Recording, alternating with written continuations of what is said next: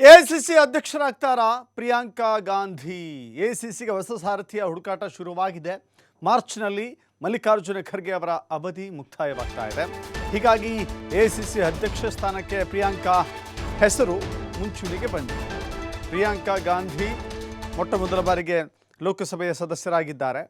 ವಾಯನಾಡಿನಿಂದ ಆಯ್ಕೆಯಾಗಿದ್ದಾರೆ. ಹೀಗಾಗಿ ಎಐಸಿಸಿ ಅಧ್ಯಕ್ಷ ಸ್ಥಾನವನ್ನು ಅವರಿಗೆ ನೀಡಬೇಕಿರುವ ಅನೇಕರ ಸಲಹೆಗಳು ಕೇಳಿ ಬರ್ತಾ ಇದ್ದಾವೆ. ಪ್ರಿಯಾಂಕಾ ಗಾಂಧಿಗೆ ಬೆಂಬಲವನ್ನು ಸೂಚಿಸಿದ್ದಾರೆ ಸೋನಿಯಾ ಗಾಂಧಿ ಕೂಡ. ಬಹುತೇಕ ನಾಯಕರಿಂದಲೂ ಕೂಡ ಪ್ರಿಯಾಂಕಾ ಪರವಾಗಿಯೇ ಅಲೆಗಳು ಕಾಣಿಸ್ತಾ ಇದೆ. ಕಾಂಗ್ರೆಸ್ ವರಿಷ್ಠ ಸ್ಥಾನಕ್ಕೆ ಪ್ರಿಯಾಂಕಾ ಅವರನ್ನು ಕೂರಿಸಲಿಕ್ಕೆ ಸಿದ್ಧತೆಗಳು ನಡೀತಾ ಇದ್ದಾವೆ. ತೆರೆಮರೆಯಲ್ಲಿಯೇ ಈ ಸಿದ್ಧತೆಗಳು ಆರಂಭವಾಗಿದ್ದಾವೆ. ಕಾಂಗ್ರೆಸ್ ನಾಯಕರು ಸಿದ್ಧತೆಗಳನ್ನು ನಡೆಸ್ತಾ ಇದ್ದಾರೆ. ಈ ಮೊದಲು ಪ್ರಿಯಾಂಕಾ, ಸಚಿನ್ ಪೈಲಟ್ ಹೆಸರುಗಳು ಕೇಳಿಬಂದಿದ್ವು. ಸಚಿನ್ ಪೈಲಟ್ ಕೂಡ ಒಬ್ಬ ಉತ್ಸಾಹಿ ರಾಜಕಾರಣಿ, ಅವರ ಹೆಸರುಗಳು ಕೂಡ ಕೇಳಿಬಂದಿತ್ತು. ಇದೀಗ ಪ್ರಿಯಾಂಕಾ ಗಾಂಧಿಗೆ ಮಣೆ ಹಾಕಲು ಬಹಳ ದೊಡ್ಡ ಮಟ್ಟದಲ್ಲಿ ಚರ್ಚೆ ನಡೆದಿದೆ. ಅನೇಕ ರೀತಿಯ ಲೆಕ್ಕಾಚಾರಗಳು ಕೂಡ ಇದ್ದಾವೆ. ಮೋದಿ 3ನೇ ಅವಧಿಗೆ ಪ್ರಧಾನಮಂತ್ರಿ ಆಗಿದ್ದಾರೆ. BJP ಅವಧಿ 3 ಅವಧಿಗೆ ಮುಂದುವರಿತಾ ಇದೆ. ಈ ಸಂದರ್ಭದಲ್ಲಿ ವಿರೋಧ ಪಕ್ಷವೂ ಕೂಡ ಅತ್ಯಂತ ಪ್ರಬಲವಾಗಿರಬೇಕಾಗತ್ತೆ. ಆಡಳಿತ ಪಕ್ಷವನ್ನು ಎದುರಿಸಲಿಕ್ಕೆ, ಆಡಳಿತ ಪಕ್ಷಕ್ಕೆ ಕಟ್ಟಿ ಹಾಕಲಿಕ್ಕೆ ಬಹಳ ಪ್ರಬಲವಾದಂಥ ವಿರೋಧ ಪಕ್ಷ ಬೇಕಾಗುತ್ತೆ, ಪ್ರಬಲವಾದಂಥ ನಾಯಕರು ಬೇಕಾಗ್ತಾರೆ. ಹೀಗಾಗಿ ಪ್ರಿಯಾಂಕಾ ಗಾಂಧಿ ಅದೆಲ್ಲವನ್ನು ಕೂಡ ನಿಭಾಯಿಸಬಲ್ಲರು ಅಂತ ಹೇಳಿ ಆ ಪಕ್ಷದ ವಲಯದಲ್ಲೇ ಚರ್ಚೆ ಆಗ್ತಾ ಇದೆ. ಹೀಗಾಗಿ ಅವರಿಗೆ ಮಣೆ ಹಾಕಲಿಕ್ಕೆ ಒಂದು ಹೆಜ್ಜೆ ಮುಂದೆ ಇಟ್ಟಿದ್ದಾರೆ. ಮತ್ತಷ್ಟು ಮಾಹಿತಿಯನ್ನು ನಮ್ಮ ಪ್ರತಿನಿಧಿ ಶಿವಕುಮಾರ್ ನೀಡ್ತಾರೆ. ಶಿವಕುಮಾರ್, ಈಗ ಪ್ರಿಯಾಂಕಾ ಗಾಂಧಿಗೆ ಬಲವು ಜಾಸ್ತಿ ಆಗಿದೆ ಅನ್ನೋದು ಗೊತ್ತಾಗ್ತಾ ಇದೆ. ಏನೆಲ್ಲ ಅಂಶಗಳು? ಯಾಕಂತ ಹೇಳಿದ್ರೆ ಅತ್ಯಂತ ಬಲಾಢ್ಯ ಪ್ರಧಾನಮಂತ್ರಿ ಇದ್ದಾರೆ. ಬಲಿಷ್ಠ ಪಕ್ಷವಾಗಿ BJP ದೇಶದಾದ್ಯಂತ ಅಧಿಕಾರವನ್ನು ಸ್ಥಾಪಿಸಿಕೊಂಡಿದೆ, ಕೆಲವು ರಾಜ್ಯಗಳನ್ನು ಹೊರತುಪಡಿಸಿ. ಈ ಸಂದರ್ಭದಲ್ಲಿ ಪ್ರಿಯಾಂಕಾ ಗಾಂಧಿಯ ಪ್ರಯೋಗ ಕಾಂಗ್ರೆಸ್ಗೆ ಹೇಗೆ ಬಲ ತಂದುಕೊಡುತ್ತೆ ಅನ್ನೋ ಲೆಕ್ಕಾಚಾರಗಳನ್ನು ಅವರಿಟ್ಕೊಂಡಿದ್ದಾರೆ ಅಂತ.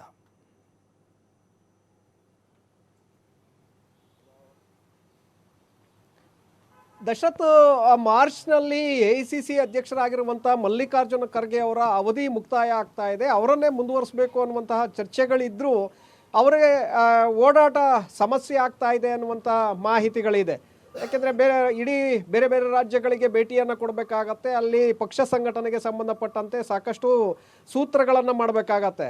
ಖರ್ಗೆ ಅವರಿಗೆ ಓಡಾಟಕ್ಕೆ ಸಮಸ್ಯೆ ಆಗ್ತಾ ಇದೆ ಅನ್ನುವಂತಹ ಕಾರಣಕ್ಕೆ ಈಗ ಅವರ ಅವಧಿ ಕೂಡ ಮುಕ್ತಾಯ ಆಗ್ತಾ ಇರೋದ್ರಿಂದ ಸಹಜವಾಗಿ ಮತ್ತೊಬ್ಬರನ್ನು ಅಲ್ಲಿ ತಂದು ಕೂರಿಸಬೇಕಾಗತ್ತೆ. ಈಗ ಪ್ರಸಕ್ತ ಪ್ರಧಾನಿ ನರೇಂದ್ರ ಮೋದಿ ಅವರು ಅಧಿಕಾರದಲ್ಲಿ ಇರೋದ್ರಿಂದ ಅವರಿಗೆ ಸರಿಯಾಗಿ ತಿರುಗೇಟನ್ನು ಕೊಡುವಂತಹ ಸಮರ್ಥ ಅಭ್ಯರ್ಥಿಯನ್ನು ಅಲ್ಲಿ ಆಯ್ಕೆ ಮಾಡಬೇಕಾಗತ್ತೆ.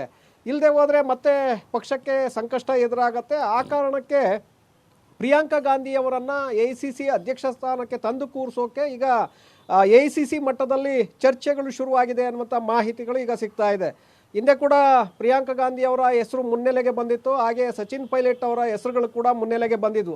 ಅದರಲ್ಲಿ ಬಹಳಷ್ಟು ಹಿರಿಯ ನಾಯಕರು ಪ್ರಿಯಾಂಕಾ ಗಾಂಧಿ ಅವರನ್ನು ಆ ಸ್ಥಾನಕ್ಕೆ ತಂದು ಕೂರಿಸಿ ಆನಂತರ ಪಕ್ಷ ಮತ್ತಷ್ಟು ವರ್ಚಸ್ಸನ್ನು ಪಡೆದುಕೊಳ್ಳುತ್ತೆ ಅನ್ನುವಂತಹ ಸಲಹೆಗಳನ್ನು, ಪತ್ರಗಳನ್ನು ಬರೆದಿದ್ರು. ತದನಂತರ ಕೆಲವರ ಮೇಲೆ ಅವರ ಸಸ್ಪೆಂಡ್ ಮಾಡಲಾಯಿತು, ಅಮಾನತು ಮಾಡಲಾಯಿತು.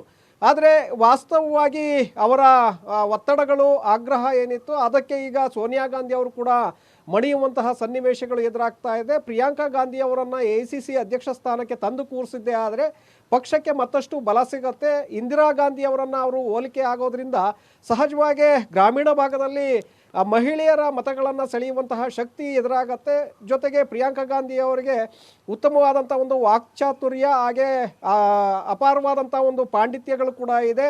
ಎಲ್ಲಿ ಯಾವ ರೀತಿಯಾಗಿ ಮಾತನಾಡಬೇಕು ಮತ್ತು ಯಾವ ವಿಚಾರಗಳನ್ನು ಪ್ರಸ್ತಾಪ ಮಾಡಬೇಕು ಅನ್ನುವಂತಹ ನಾಲೆಡ್ಜ್ ಕೂಡ ಅವರಿಗೆ ಹೆಚ್ಚಿನ ಮಟ್ಟದಲ್ಲಿದೆ.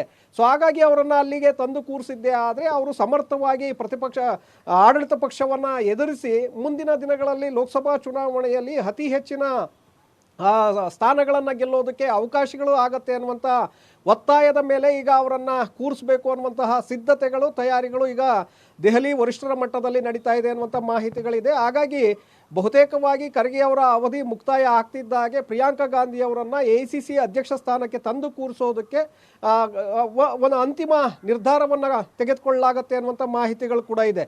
ಯಾಕೆಂದರೆ ಮತ್ತೆ ಖರ್ಗೆ ಅವರ ನಂತರ ರಾಹುಲ್ ಗಾಂಧಿ ಅವರನ್ನೇ ಅಲ್ಲಿ ಕೂರಿಸಬೇಕು ಅನ್ನುವಂತಹ ಚರ್ಚೆಗಳು ಕೂಡ ಇತ್ತು. ಈಗಾಗಲೇ ರಾಹುಲ್ ಗಾಂಧಿ ಅವರಿಗೆ ಅವಕಾಶವನ್ನು ಕೊಟ್ಟು ತದನಂತರದಲ್ಲಿ ಏನೆಲ್ಲ ಆಯಿತು ಅನ್ನುವಂಥದ್ದು ಎಲ್ರಿಗೂ ಕೂಡ ಗೊತ್ತಿದೆ. ಆದರೂ ರಾಹುಲ್ ಗಾಂಧಿಯವರ ವರ್ಚಸ್ಸು ಭಾರತ್ ಜೋಡೋ ಪಾದಯಾತ್ರೆಯ ನಂತರ ಮತ್ತಷ್ಟು ಹೆಚ್ಚಾಗಿದೆ. ಇದರ ನಡುವೆ ಪ್ರಿಯಾಂಕಾ ಗಾಂಧಿ ಅವರಿಗೆ ಈ ಒಂದು ಅಧ್ಯಕ್ಷ ಸ್ಥಾನವನ್ನು ಕೊಟ್ಟಿದ್ದೇ ಆದರೆ ಆಗ ಇಬ್ಬರೂ ಕೂಡ ಪಕ್ಷವನ್ನು ಸಮರ್ಥವಾಗಿ ಸಂಘಟನೆಯನ್ನು ಮಾಡ್ತಾರೆ, ಪಕ್ಷವನ್ನು ದೆಹಲಿ ಮಟ್ಟದಲ್ಲಿ ಅಧಿಕಾರಕ್ಕೆ ತರೋದಕ್ಕೆ ಸಹಕಾರ ಆಗುತ್ತೆ ಅನ್ನುವಂಥ ಕಾರಣಕ್ಕೆ ಈಗ ಅವರ ಹೆಸರನ್ನು ಮುಂಚೂಣಿಗೆ ತರಲಾಗಿದೆ. ಅವರನ್ನೇ ಅಲ್ಲಿ ಕೂರಿಸಬೇಕು ಅನ್ನುವಂಥ ಚರ್ಚೆಗಳು ಈಗ ದೆಹಲಿ ಮಟ್ಟದಲ್ಲಿ ನಡೀತಾ ಇದೆ. Dasharath, yes, thank you Shivakumar ನಿಮ್ಮೆಲ್ಲ ಮಾಹಿತಿಗೆ.